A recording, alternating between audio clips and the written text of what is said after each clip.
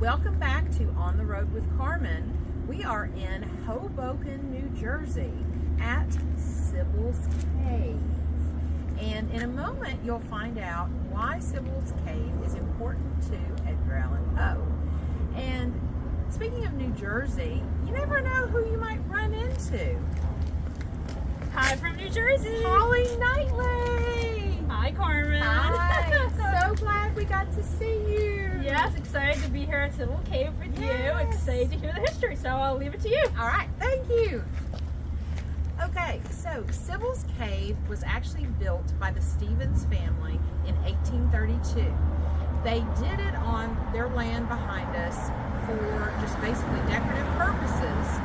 And in architectural terms, it was called folly. So it was just a beautiful decorative thing to have. And today, the cave is actually not very stable, and so that's why they have a gate there so people can't enter. Well, in 1841, two men were walking through this area. The Hudson River is right next to us, and they found a woman who was in the water.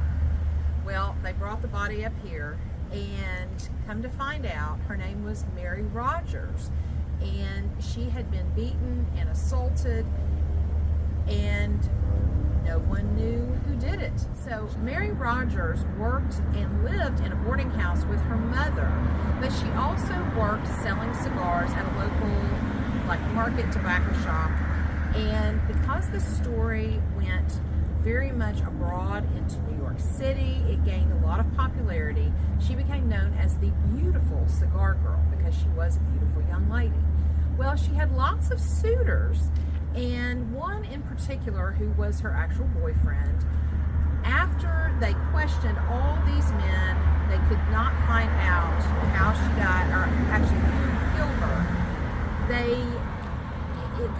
Everybody were coming to these suitors and, asking them lots of questions. A lot of people were involved. He ended up committing suicide by poison. And so the question is, did he really do it and the guilt had gotten to him, or was he really being harassed by people? Well, so come in with Edgar A. He was fascinated by the story and had made it all the way into the Northeast, and he decided he wanted his hand in trying to solve the murder. Well, for him to do that, he took the story and changed it a little bit to the mystery of Marie Roget. So Mary Rogers became a French lady, Marie Roget, and the story took place in France with his wonderful detective, C. Auguste Dupin.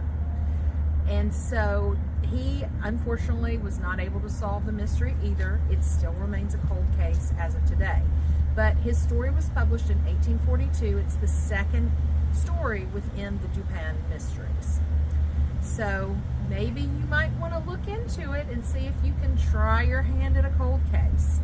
But we are now out in Hoboken, New Jersey.